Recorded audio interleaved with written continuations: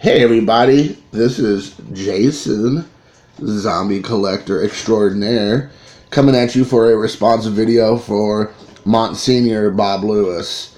His response is for 134 subscribers, and somehow I thought I'd already done this video. There's so many videos I've done recently, response videos. I don't know how I missed Bob, considering he's like one of my bestest of friends here on YouTube. But apparently I missed it. So thank God I was able to get in here before the thing was over and be able to give a response. The good thing is I got to see a lot of other people's responses in the last week and a half, 2 weeks. And so it kind of was cool to see that, because usually I'm one of the first ones out of the gate with responses for most of the people I follow.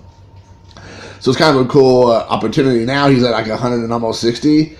So he's got like 30 more subs in the matter of the last week and a half or so for doing that. That's pretty cool. So congratulations, Bob. I wanted to show this card because I think it kind of says a little bit about who I am and what my channel is about, and a little bit also about where the focus of my collection is. As you notice, this is a junk era card. I love collecting junk era Hall of Famers and superstars. I've always been that way. I probably always will be that way. I don't think I'll ever be able to have the laser beam focus of somebody like Alex Bowman 53, or like Mike Baseball Card Collector or whatever, because he's focused on the Hall of Famers, slabbed, his registry sets and things of that sort. Bowman 53, obviously Bowman 53s. I think that's really awesome. I don't know if I'll ever be able to do that. I would like to say I could do that in some respects, but as I was saying before, when I think about a card like this is because it's junk era, so I will always collect junk era because that's who I am, and that's where I'm from, and when it comes to that's just my background. The other thing is we got Hall of Famers, we have superstars on this thing. You'll always see that in my collections. Actually, I collect for fun, not saying other people do, but I'm not collecting for money. I'm not collecting for investment. That's just not my thing. I just don't think so. I mean, if things got tough and rough for me down the road, of course I would sell my collection when I have to. But to me, it's all about the hobby. It's not about me trying to prospect on a Mike Trout rookie card that I can get for a raw and hopefully, flip for a Gem Mint 10 that I can sell later for like $100,000 or something crazy or whatever. That's not me.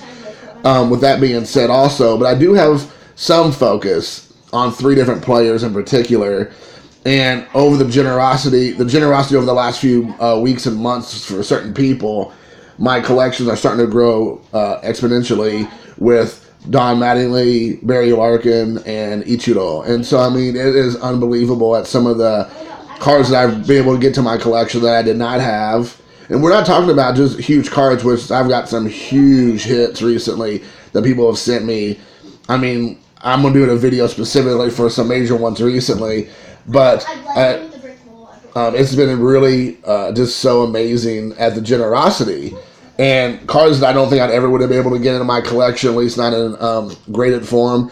And even the grades have been just amazing. I would have been happy with lower grades because, again, I'm just doing it because I love the hobby and I think it's a cool card.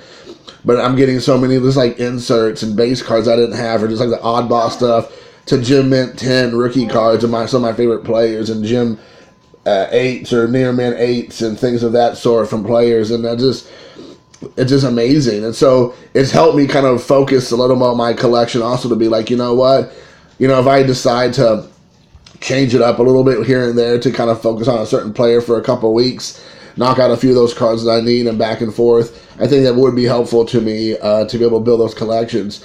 So it's kind of given me ability to think, though I love my junk era guys, and I still will buy wax. As you see right here, this is a huge stack of wax.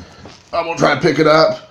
I picked up recently at a flea market sealed boxes of 90, mostly 90, mid-90 wax. I'll still keep buying stuff like that. That's who I am. I like inserts. I like my rookie cards. I like my Hall of Famers. I'll keep doing that. But, one thing I've noticed I will start doing more of, instead of just letting all my boxes sit back there and it's all the cards I don't collect or players I don't collect sit around, I'm going to definitely focus on now sending those to people who I know collect either those teams or players or what do you want? Like they fill in for their sets, I should say. That's what I was looking for. Like set collectors. I'm going to start sending out to those people because the generosity that has been given to me recently is helping me like focus on. There's no reason for me to keep all that stuff just sitting in a couple monster boxes in my house. I'm going to start sending care packages out to those people. And I will also just say with this video, and I'll probably say it multiple times moving forward, that whenever I send things to people, let it be known that if it doesn't fit your collection, or if you already have it or you don't want it, just give it to somebody else. Just, it won't hurt my feelings if it shows up on somebody else's channel another time because I sent it to Bob, but Bob realized that maybe, Caesar Pepino Man wants it, and Caesar sends it to, Maiko, and Maiko sends it to Jim, Hidden Jim, Raphael. It's not going to hurt my feelings. Like, I'd rather somebody else get something out of it and enjoy it, or somebody else thinks it's a better fit in another person's collection than me sitting on it and just collects dust. And I think that's helping me with the people sending me things to help in my collection. I kind of want to really focus on just getting rid of a lot of my stuff that it's going to sit around and do nothing, and help those other people who are team builders, set builders, collectors of certain players, certain inserts or whatever, just, whatever. I just want to make sure I'm doing that and helping people with their passion, because the generosity that I've received from so many people, I just really want to pay it forward. So that's been my focus, actually, I guess, kind of the organic feel of people being generous to me, and I want to be generous to other people. My collection's been able to grow so much recently because of people's generosity. I want to make sure I'm sending that back out to other people.